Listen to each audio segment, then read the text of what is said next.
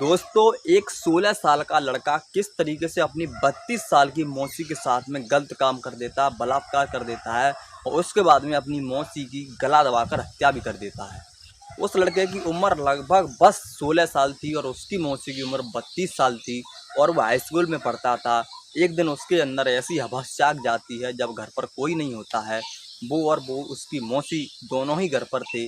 उसके बाद में वो अपनी मौसी के साथ में गलत काम करता तो है ही है, लेकिन जो शर्मसार होने के कारण इसके कारण अपनी मौसी की गला दबाकर हत्या भी कर देता है। दोस्तों, यह कहानी कर्नाटक की है, तो क्या है सच्ची कहानी हम आपको सुनाने जा रहे हैं। किस तरीके से उसने अपनी मौसी का बलात्कार किया, रेप किया, उनकी हत्या की और किस तरीके से ये लड़का सलाखों के अंदर तक पहुंचा, पूरी सच्चाई बताने जा रहे हैं इस कहानी में। तो कहानी को लास्ट तक ज़रूर सुनना, जिससे आपको अच्छे से समझ में आ जाए। तो कहानी को स्टार्ट करते हैं, लेकिन उससे पहले बस आपसे एक ही छोटा सा रिक्वेस्ट है, इस वीडियो को अभी एक लाइक कर दीजिए और चैनल को अभी सब्सक्राइब कर लीजिए। तो क्या है सच्ची घटना। जय श्री राम, नमस्कार। मेरा नाम है प्रदीप और आप देख रहे हो इस चैनल को, जिसके माध्यम से हम आपको यह सच्ची कहानी सुनाने जा रहे हैं। तो क्या है सच्ची कहानी। दोस्तों, यह वाक्य है कर्नाटक का। कर्नाटक में एक ज़िला होता है मंसूर और वहीं पर एक छोटा सा गांव होता है। उसी गांव की ये कहानी है। उसी गांव में दो भाई रहते थे, एक का नाम होता है प्रताप और एक का नाम होता है आंसू। दो भाई रहते थे। अब दोनों भाई रहते थे। वहीं पर एक छोटा सा गांव और था, वहाँ की दो रहने वाले एक परिवार में दो बहनें थीं। अब दोस्तों, जो बड़ा भाई था इसका नाम होता है, दोस्तों मंसूर में ही एक छोटा सा गांव था, वहीं पर एक परिवार रहता था जिसमें दो लड़के थे। एक लड़के का नाम होता है मयंक और एक का होता है पंकज। जो मयंक होता है वो बड़ा लड़का था और छोटा था वो पंकज था। एक का नाम कीर्ति होता है, दूसरी का नाम पुष्पा होता है। तो दोस्तों, इधर दो बहनें थीं। तब होता यह है कि जो बड़ी बहन थी कीर्ति, उसकी शादी मयंक के साथ हो जाती है। जब मयंक के साथ हो जाती है, उसका अच्छा बिजनेस था, उसके परिवार में सब लोग थे, बस उसकी माता नहीं थी और उसके पिता भी नहीं थे। बस दो भाई थे फिलहाल में, तो ही पर उसकी शादी हो जाती है। तो उसके बाद में उसका घर अच्छे से चलता है, क्योंकि उसके पिता का बिजनेस था, वो बिजनेस संभाल रहा था। बड़ा भाई और छोटा भाई था, वो पढ़ाई कर रहा था। तो जब उसकी शादी होकर आती है तो महीने 6 महीने बीतते हैं, 1 साल बीत जाती है।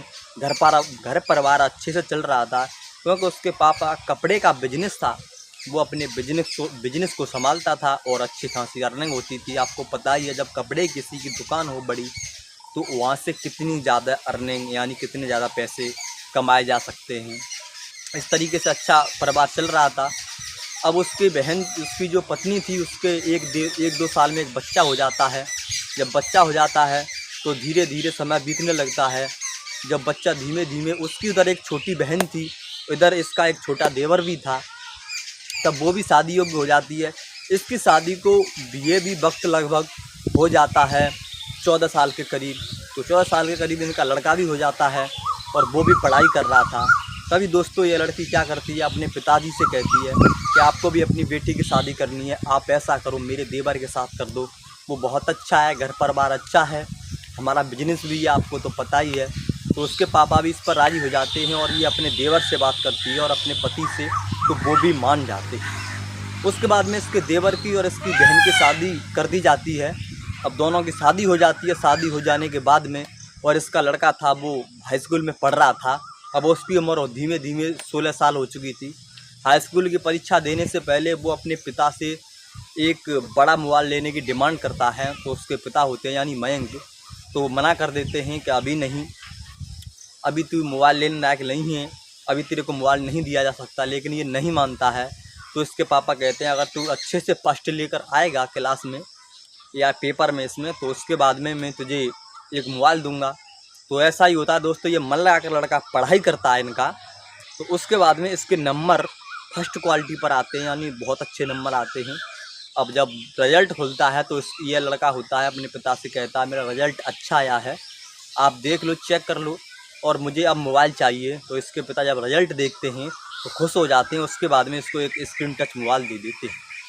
अब स्क्रीन टच मोबाइल देते हैं तो ये लड़का खाने पीने में भी तंदुरुस्त था, अच्छा था दिखने में भी, और खाते पीता घर का था। उसके बाद में इसके अपने दोस्त को ये बताता है मुझे भी मोबाइल मिल गया है, अब दोस्तों यह लड़का होता है जो 16 साल का था, इसका दोस्त इसको अश्लील वीडियो के बारे में बताता है, तो ये वीडियो अश्लील देखता है।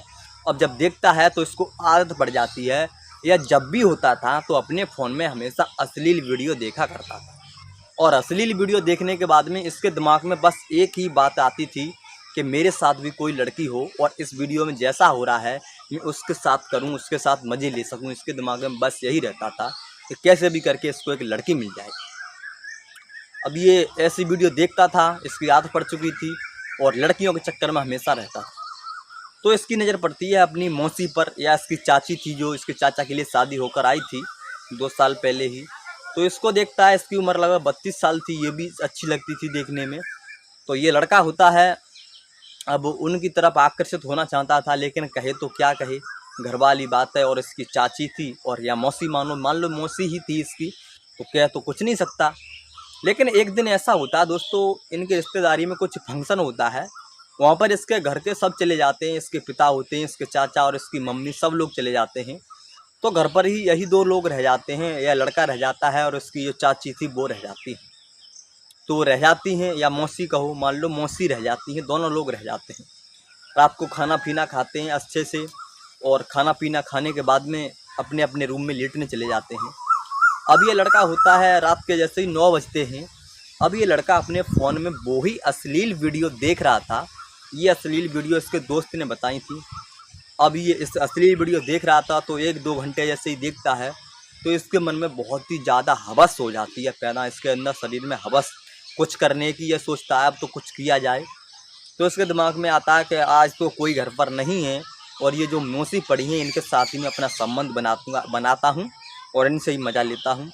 यह सोचकर जब 11-12 बज चुके थे और ये मौसी के कमरे में जाता है, तो मौसी सो रही होती हैं, और मौसी सो रही होती हैं तो ये क्या करता है, मौसी के कपड़े उतारने लगता है। और मौसी के एक जो कपड़े ही उतार पाता है, जब तक मौसी होती हैं उनको आभास हो जाता है और वो जग जाती हैं। वो कहती हैं ये क्या कर रहे हो, तो अब ये कहता है मौसी मान जाओ, आप चुप रहो, बस कुछ मत कहो, मैं जैसा कर रहा हूँ मुझे करने दो, मुझे अच्छा लग रहा है। तो इसकी मौसी कहती है तुझे शर्म नहीं आती है, ये कैसा कर रहा है, अपनी मौसी हूँ मैं, तेरी चाची भी लगती हूँ, तेरी माँ दाखिल हूँ, मेरे साथ करने में ये तो शर्म नहीं आती। तो ये लड़का कहता है किस बात की शर्म मौसी, आपके साथ तो मैं करूँगा ही, और मेरा मन ज़्यादा कर रहा है, आप चुप रहो प्लीज़। तो इसकी मौसी होती हैं इसको डराने लगती हैं कि मैं तेरे चाचा से कहूँगी अभी आ जाने दो उनको सुबह, और तेरे पापा से भी कहूँगी, तेरी माँ से भी कहूँगी, तब तुझे अकल आएगी। तो इस प्रकार से हरकत कर रहा है गंदी। तब ये लड़का होता है जो डर जाता है, यह बात सुनता है कि अब ये उसको बता देंगे पिता को, घर वालों को, तो इसकी हुब्बी सुब्बी गायब हो जाती है, डर जाता है और ये अपनी मौसी को छोड़कर वहाँ से कमरे से निकल जाता है और अपने कमरे में पर जाकर सो जाता है, यानी लेट जाता है। इसकी मौसी होती हैं वो भी सोचती हैं कोई बात नहीं, लड़का है, कैसे भी करके हवस जाग गई होती, जवान लड़का है तो कभी मन कर गया होगा, कोई बात नहीं, बच्चा है, गलती हो गई, आइंदा ऐसी नहीं करेगा। वो अपने दिमाग में यह सोचती हैं और सो जाती हैं। अब लगभग इस लड़के को नींद नहीं आ रही थी, 12 बजे का ये वाक़या था। अब ये मन में यही सोच रहा था कहीं मौसी सुबह पिता को और सब लोगों को घर पर बताएंगी तो मेरी क्या बेइज्जती होगी, क्या इंसल्ट होगी, मुझे हो सकता है जेल भी हो जाए। इतनी बड़ी बात सोचने लगता है ये अपने दिमाग में, और डरा हुआ था। अब इसके दिमाग में ये आता है अगर मौसी को ही रास्ते से हटा दिया जाए तो मेरे और मौसी के बीच में यह बात है तो कोई किसी को पता ही नहीं चलेगा और मैं सेफ साइड बच जाऊंगा और मौसी की मौत का बहाना किसी और को कुछ और लगा दूंगा, यह अपने दिमाग में सोचता है। अब यह क्या करता है, 2 बजे के लगभग जाता है, तब तक इसकी मौसी दोबारा सो जाती हैं और जाने के बाद में उनकी छाती पर बैठ जाता है और बैठने के बाद में वहीं तकिया था उनके गले पर लगा देता है, यानी उनके मुँह पर और नाक पर लगा देता है। अब ये 16 साल का लड़का था, खाते पीते घर का था, तो इसका शरीर भी अच्छा था और जब तक दवाई रखता है ये उनको। अब दोस्तों इसकी मौसी होती हैं जो ख़त्म हो जाती हैं, झटपटाती तो हैं, ख़त्म हो जाती हैं। अब सुबह जैसे ही होता है तो सुबह होने के बाद में दोस्तों ये सारी बात, सुबह होता है तो ये सो जाता है, सुबह तक अपने कमरे में, इसकी मौसी ख़त्म हो चुकी थी, इसने मार दिया था। अब कमरे में सो जाता है, उसके बाद में सुबह 5 बजे उठता है और ज़ोर ज़ोर से चिल्लाने लगता है। यह चिल्लाने की आवाज़ जब पड़ोसी सुनते हैं तो वो आते हैं, क्या हुआ, तो कहता है मौसी को हार्ट अटैक आया और इनकी मौत हो गई। तो इसके घर वालों को भी कॉल करते हैं जो पड़ोसी होते हैं और ये भी अपने घर वालों को कॉल करता है, तो वो भी जल्दी से आ जाते हैं, मौके पर पुलिस भी आ जाती है। लेकिन उसकी मौसी ख़त्म हो चुकी। तो सब लोग पूछते हैं तो कहता है इनको तो सिर्फ हार्ट अटैक आया था और इनकी मौत हो गई, ये लड़का ये कहता है। उसके बाद में जो बॉडी होती है उसको पोस्टमार्टम के लिए भेज दिया जाता है। अब समझ में नहीं आ रहा था, पुलिस होती है, वो पुलिस पूछताछ करती है, पहले आज से पहले कभी हार्ट अटैक आया, तो मना करते हैं सभी लोग, आज से पहले कभी अटैक नहीं आया।